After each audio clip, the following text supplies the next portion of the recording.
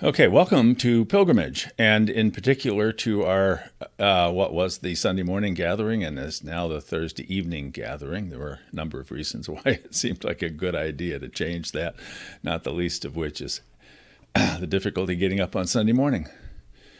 So we are now meeting at a different time and a different place, but in the same essential format as an expression of what we call pilgrimage, a community of people, a virtual interspiritual village, but also now in person. So now it's a hybrid interspiritual village. And so instead of a vive, it's now a hive.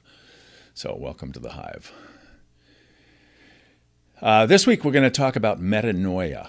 Metanoia is the word that is commonly translated into English from the Greek to mean repentance, or in some sense turning around. But metanoia means changing our minds or transforming how we think. So in this edition, we're going to talk about how it is that we change how it is that we think about ourselves and each other. So thanks for joining us.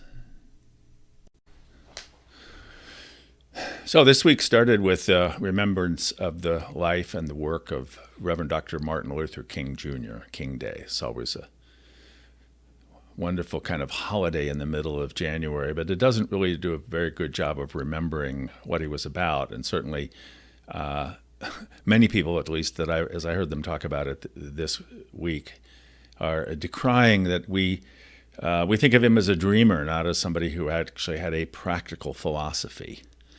And the practical philosophy of King was one that was not only about how do we do direct action for social change, but also how do we actually transform society in a positive way.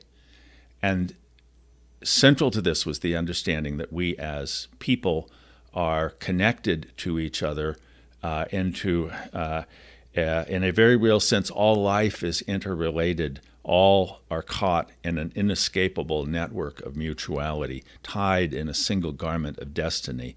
Whatever affects one directly affects all indirectly.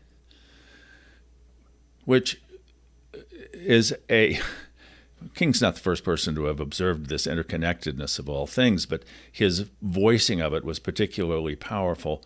And it for me, was a kind of presaging of what has arisen as a cultural phenomenon since his death, which is the science of complexity. It is a science which understands the interconnectedness of all things, the holographic nature of the universe, and how it is that everything's connected to everything else. And so anything that changes everything. That is, the choices that you and I each make are far more powerful than we would otherwise think of them as being, because we don't see ourselves as particularly powerful. A couple of other news items this week, actually this morning for me. This is Tuesday morning when I'm recording this, but one was a story about a man who, as a teenager, was looking for a book about his life experience and couldn't find it. So as an adult, he decided to write the book about what it's like to be a young black gay man. And his book has now been banned by 29 different school districts. So how is it to have written something that was so essential for you, but which is banned by others because it's somehow going to be dangerous, right? Second thing that came up this week for me had to do with a story about research into a program. You may remember this many years ago now, but it was a program called Scared Straight, where young delinquents, boys and girls, would be taken to prisons where they would be interviewed for the day.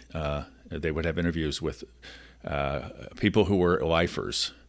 And it was their job to scare these kids into not living the life that they had lived. And it was really pretty obviously impactful for these kids when you could see film of this. But research recently done about the effectiveness of these programs shows that they're not. As a matter of fact, they probably did more harm than good.